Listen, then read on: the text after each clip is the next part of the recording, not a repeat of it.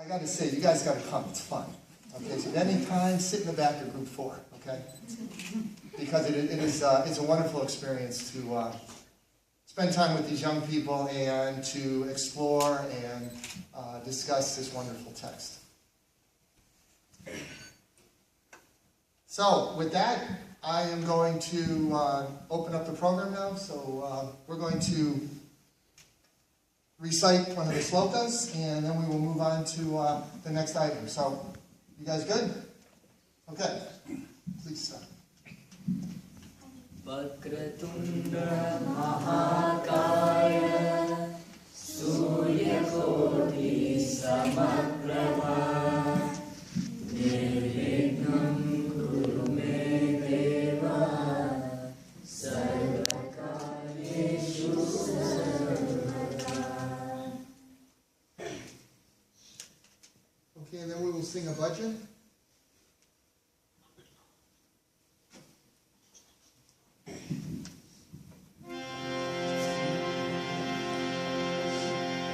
Our musicians are key.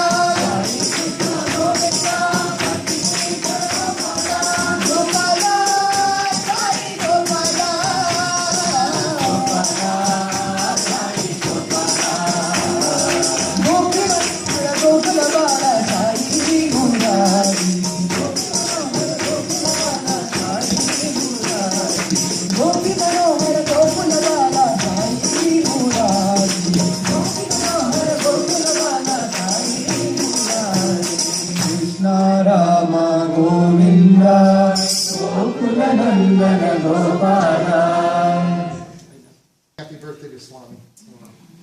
You could turn your face.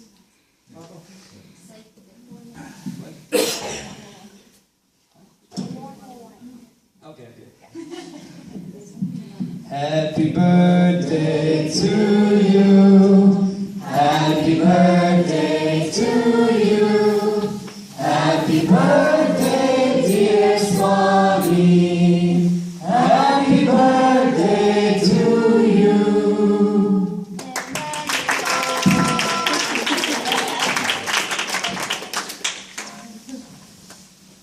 going to move into the next portion of our program, and that's going to be something that I think is really significant. As we've studied the Gita, it's become more and more obvious that the only way to get any value out of it is to apply it to our real lives. So intellectually going through it, okay, but until we actually put it into practice, it doesn't have any real significant value.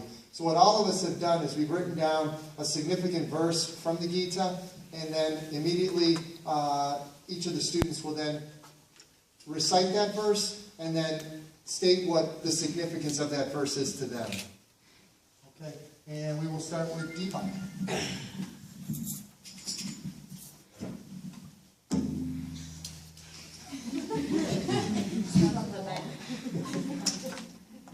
Saram, everyone. The verse I chose is in chapter 1. It's verse 33 to 35. It's also useless, Krishna. Even though these enemies want to kill me, I don't want to kill them. Not even for the kingship of the whole world or even the heavens. If these great prizes hold no interest for me, why should I wage a bloody war just for this paltry kingdom? In this, Arjuna is asking Krishna, why does he have to fight this war? Because there are so many people he knows that he's been with a long time, his relatives, on the other side. Why does he have to fight this war just for a kingdom? And this connects me because when I was young, I always used to question my parents, why do I have to go to these certain places? Like, why do I have to go to piano class? I mean, piano class. But as Arjuna realizes, Krishna tells him that this is all for the good of the people. This is what the people need. And this is for the good of the kingdom. And this relates to me because I realize now that what my parents did was for good for me. That they wanted me to learn new things. Because as a child, you're going to want to learn new things. You're going to want to know how to make a new Lego. What a plus square plus b squared equals c squared. What is that? So that's why it relates to me. Next up is Rahul. Good afternoon, everyone. The verse I chose from the Gita is chapter 2, verse 6. Arjuna says, "If I kill them, Krishna, I would not care to live. It would be better to be killed myself." Arjuna mutters ruefully, "I don't know which way to turn. Winning or losing this battle, I lose." So this lapse of Arjuna's confidence is mirrored in our daily lives each day. This is because essentially we face choices every day, although they may not necessarily be on the scale of what Arjuna faced. So for example, when I come home from school every day, I face a choice. Do I go watch TV? Or do I go do my homework? So the choice that I face is to follow the ego and watch TV, or do my duty as a student and do my homework. So the choice to choose doing my homework over watching TV is essentially the choice that Krishna instructs Arjuna to do, to go out and do his duty. And next up, we'll have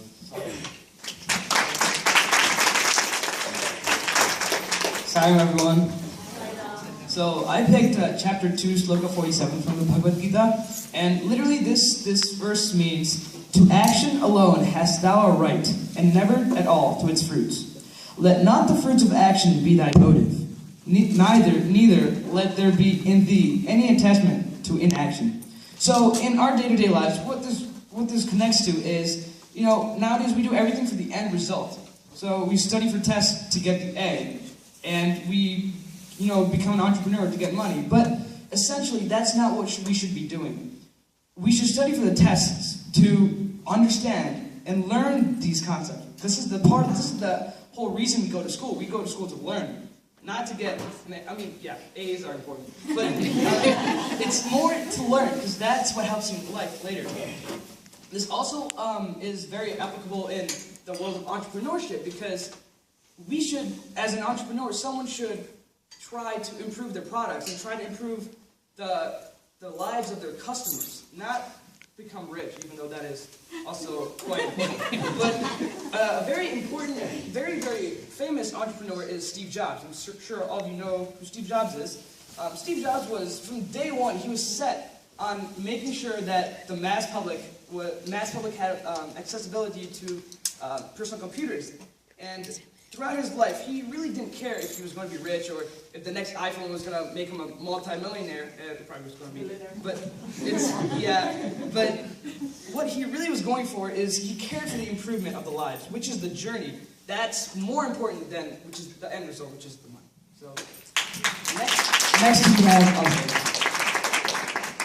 Salam everyone. Bhagavad Gita, chapter 2, verse 49. I quote, "Work performed with anxiety about results is inferior to work done in a state of calmness. Equanimity, the serene mental state, free from likes and dislikes, attractions and repulsions, is truly the ideal attitude into which to live your life.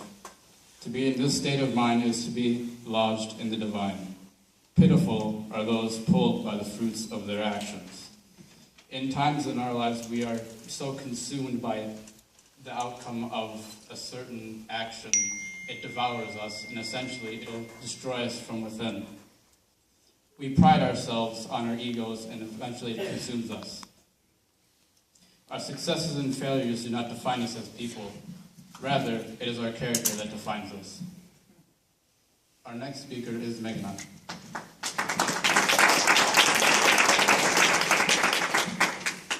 Salam everyone. The verse I chose was from chapter 2, verse 56.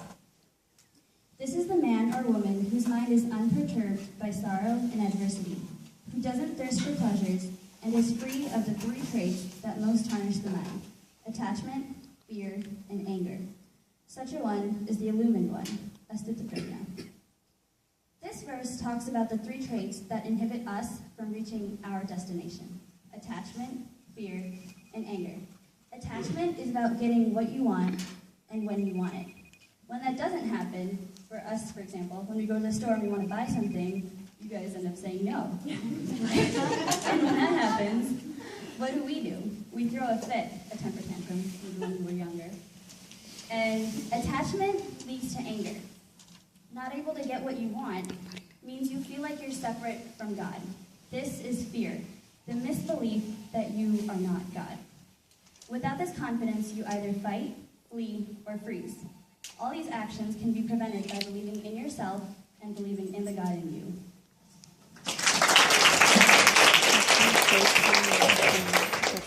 And next we have Apurva. Salam everyone. I chose chapter 2, verse 30. Only the body is mortal. Only the body will come to an end.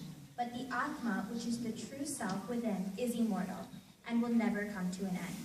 You talk about killing or being killed. Know that the body may be killed, but the indwelling reality, the Atma, can never be. To say that one person slays and one person is slain may be correct from a physical, worldly standpoint, but it is not the reality of the matter. This verse's significance for me lies in its simple truth. The body is merely a physical vehicle for the soul, or Atma. Naturally, there comes a time when the Atma must move on to a new vehicle. When a physical body dies, the Atma does not. It is unchanging, permanent, and thus real.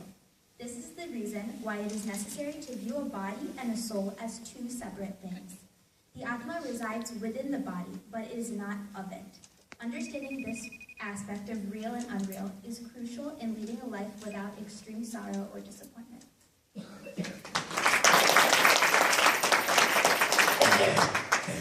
And next we'll have Sairama. My verse is from the Bhagavad Gita in chapter 2, when Arjuna has so much anxiety towards the war, but Krishna has to teach him, like Apurva said, how to distinguish real versus unreal in order to actually overcome and fulfill his duty. He says, when your ego takes over and you earnestly identify yourself with the body, you feel that as a physical death is to the self, is to the Atma too, and that is frightening. For the Atma, the real self, can never be killed. When the body is slain, the Atma remains unaffected. Krishna tells Arjuna, the cessation of your present pain and sorrow will depend on how well you overcome the ignorance of the real self that lies within you. So fight, O warrior. So I'm pretty sure you've all heard that it is wrong to kill someone. Arjuna struggles with this relevant truth because he knows he's about to kill his family, his friends, and his teachers, just in order to fulfill his duty. But this relevant truth is transient and not real. Arjuna's real duty is to stand for righteousness and follow his destiny to lead his army. Krishna explains to him that because the other team's bodies are not real, their souls will still live on. And Arjuna should not let his ego, which is telling him that the body is a self within, get in the way of encouraging his own team. This is shown in real life today. When a death occurs, although a person's body, characteristics, and character disappear, their true self within moves on to fulfill another duty. Life is an illusion, and death is impermanent.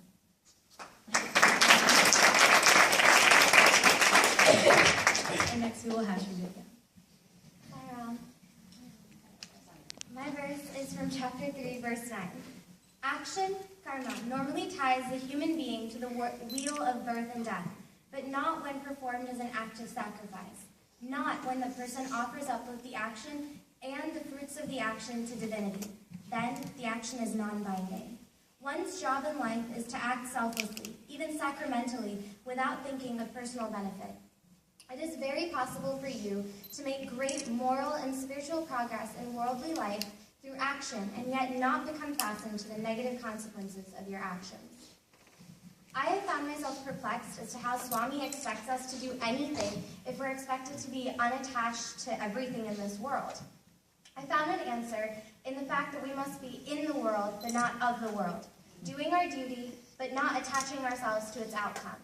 It means that we can pursue our passions and achieve professional success, but in sacrificing that success to divinity, we forego that attachment. Now that I have an articulation for that ideal, I want to work towards it.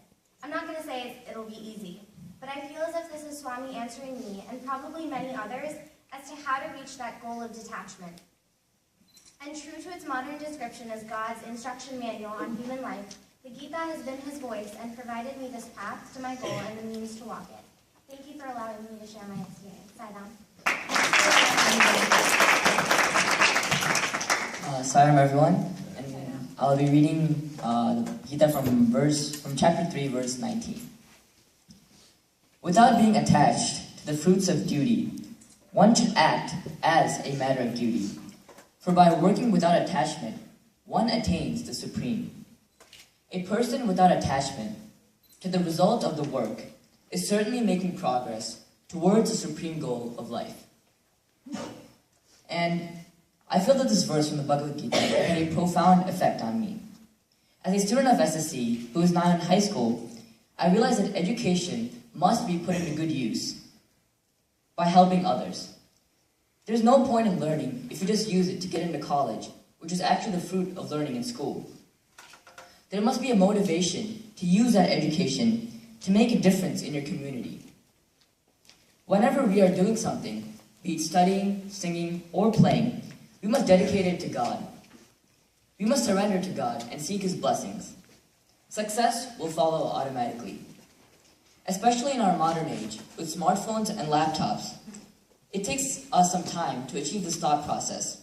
But we must remember that we are all God, and that we can achieve anything, provided we work hard and leave the rest to Swami. Regarding attachment, we must have a ceiling on desires and not keep asking for more things. Swami has given all of us a comfortable, happy, and secure life. The more desires we have, the more unhappiness we would have to face, especially when those desires don't get fulfilled. Compared to the millions of impoverished children around the world, we are truly blessed. Thus, instead of asking for Swami for more and more things, we must be content and happy with whatever we have. Thank you.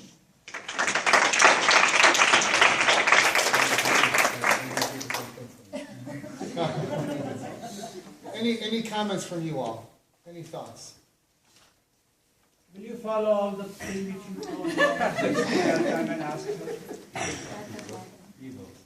It's a process. It's a process. So the beauty of it is the process has begun. Okay, so that's where we need to be thankful to Swami. You know, thanks to you and everybody, teachers, because I wish I had the opportunity at that age to learn that which I did not. You know, really blessed them, and I did not have that at the time. So I learned quite a bit from you guys. I really appreciate that. Thank you. Thank you all.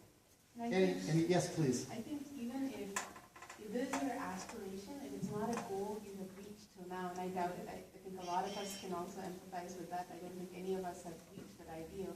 I think it's a great aspiration that each of you have. This is where I want to be, this is where I am. I think that's the first step, is having that goal. So I think it's brilliant what you guys do at this age. I think these kids sound wonderful. Yes, they I'm are. so impressed. They speak from the heart, and I'm sure it's only Yeah. in the heart. So that's all. Yeah. Okay. Thank you, everybody. That concludes the Group 4 program. Thank you.